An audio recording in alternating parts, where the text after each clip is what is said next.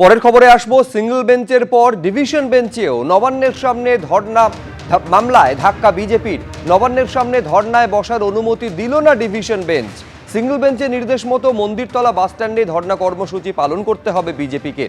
Single বেঞ্চের নির্দেশকে challenge করে ডিভিশন বেঞ্চে মামলা করেছিলেন বিজেপি বিধায়ক শঙ্কর ঘোষ।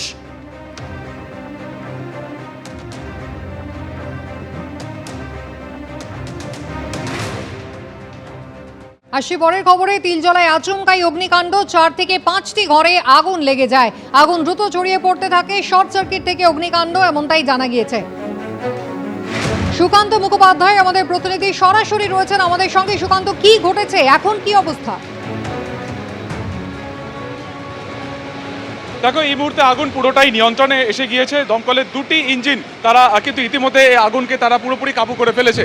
কিছুক্ষণ আগেই এই যে 43B CN রায় রোডের একটি বসতির ঘরে আগুন লাগে এবং সেই ঘর থেকে আরও একাধিক ঘরে আগুন ছড়িয়ে পড়তে থাকে এবং দমকল ঘটনার পর 10 মিনিটের মধ্যে ঘটনাস্থলে আসে এবং সেই কারণে কিন্তু বড়সড় বিপত্তি থেকে বেঁচেছে। তুমি দেখতে পাচ্ছ যে এই মুহূর্তে যে কটি অক্ষত সিলিন্ডার রয়েছে সেগুলোকে অগ্নিকাণ্ডের যে জায়গা সেখান থেকে কিছুটা দূরে সেগুলোকে রাখা হয়েছে। ফলত যে কোনো একটি সিলিন্ডার যদি সেক্ষেত্রে বিস্ফোরণ হতো তাহলে কিন্তু সেদিক থেকে এই দুর্ঘটনা আরো বড়সড় আকার নিতে পারত। এবং দমকল সূত্রে যেটা খবর, যে কোনোভাবে শর্ট সার্কিট থেকে একটি ঘরে প্রথমে আগুন লাগে এবং সেখান থেকেই অন্যান্য আরো একাধিক ঘরে আগুন ছড়িয়ে যায়। সব মিলিয়ে 5 থেকে 6টি ঘর সেটা কিন্তু ক্ষতিগ্রস্ত হয়েছে। দেখতে পাচ্ছ যে অত্যন্ত ঘিঞ্জি এই জায়গাতে এই আগুন যদি বড়সড় আকার ধারণ করতো তাহলে কিন্তু একটা একেবারে বড় দুর্ঘটনা সেক্ষেত্রে ঘটতে পারত। গোটা এলাকা আপাতত বিদ্যুৎ বিচ্ছিন্ন করে দেওয়া হয়েছে এবং যে ঘরে আগুন লেগেছে মূলত শর্ট সার্কিট থেকে লেগেছে বলেই কিন্তু দমকল সূত্রে প্রাথমিকভাবে তারা মনে করছে।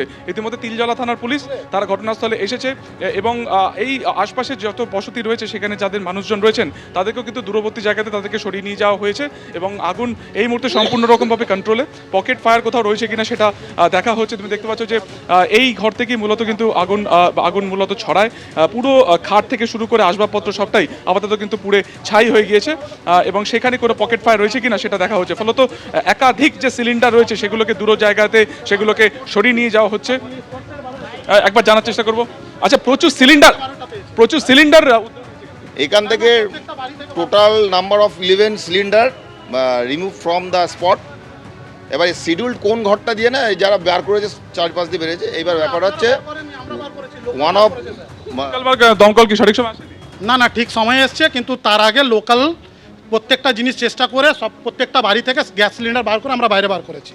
উনি যে বলছেন এই বাড়ি থেকে বেরিয়েছে, এই বাড়ি থেকে একটা সিলিন্ডার বেরিয়েছে, ওনারা তাও বার করেননি, আমরা নিজেরা বার করেছি। এটা কজ অফ ফায়ার আমরা এটা জানি না, এটা সামহাউ সার্টেন কোনো কিছু দিয়ে লেগেছে। এবার ফরেন্সিক রিপোর্ট হলে জানা যাবে। কতগুলো ঘর ড্যামেজ হয়েছে, কেউ আটকেছে? না, কেউ আটে না, নন অফ ইনজুরি রিপোর্ট। আগুন বেরোচ্ছে, আপনি দেখুন একবার। কথা বলছি জানেন, আগুন বেরোচ্ছে, এখানে কাজ করছে। ওই এইটাই বেরোচ্ছে, ওইদিকে আগুন বেরোচ্ছে।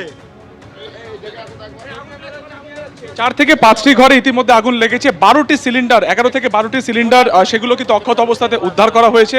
আশপাশে যে কটি রুম রয়েছে প্রত্যেকটা রুম থেকে কিন্তু আলাদা করে এই সিলিন্ডার বার করা হয়েছে। ফলত এই জায়গার মধ্যে কোনো সিলিন্ডার যদি সেক্ষেত্রে বিস্ফোরণ ঘটতো তাহলে কিন্তু গোটা এরিয়াতে আরও বড়সড় দুর্ঘটনা ঘটতে পারতো। তুমি দেখতে পাচ্ছ যে যারা স্থানীয় বাসিন্দারা রয়েছেন তারাও যেটা বলছেন যে তারাই সিলিন্ডার প্রত্যেকটা ঘর থেকে তারা বাইরে বার করে দেন এবং পরবর্তীকালে দমকল এসে আগুন কন্ট্রোলে করেছে। কিছু জায়গা থেকে পকেট ফায়ার বেরোচ্ছে।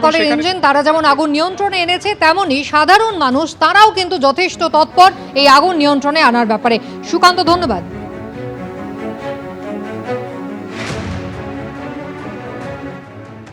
এসআইআর শুনানি কেন্দ্রে এবার তৃণমূল নেতার দাদাগিরি ভিডিও হয়েছে ভাইরাল।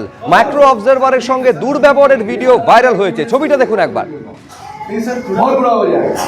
ठीक है सर, थोड़ी ठीक है। हमारा पब्लिक हिंदू स्टेट पब्लिक है सर, वो तो मानता हूँ। ठीक है, अब थोड़ा साइड हो जाएगा, हम हो जाएंगे। आप अपने ड्यूटी कर रहे हो ना, ठीक है। ठीक है सर, बिना रिसीप्ट के आए हमारा ये फोटोग्राफर कौन है? ऑब्जर्वर रहेगा, हमारा रहेगा और तुम्हारा रहेगा। 4 पे फोटो लगा, इनको माइनस कर तो क्या होगा? आपका क्या नाम है? ये क्या नहीं सर, डू ये ड्यूटी। सर ठीक है सर, हम लोग इस तरह की एक्टिविटीज किसी के साथ नहीं करना।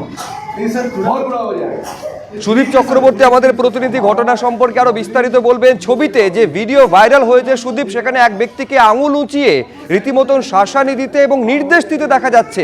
কে এই ব্যক্তি, কি ঘটেছে?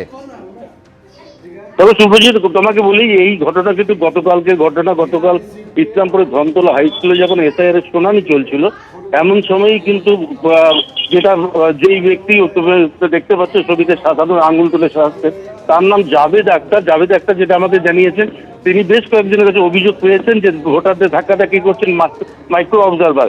সেই কথা শুনেই কিন্তু তিনি এই ঘটনা ওই স্কুলে পৌঁছান।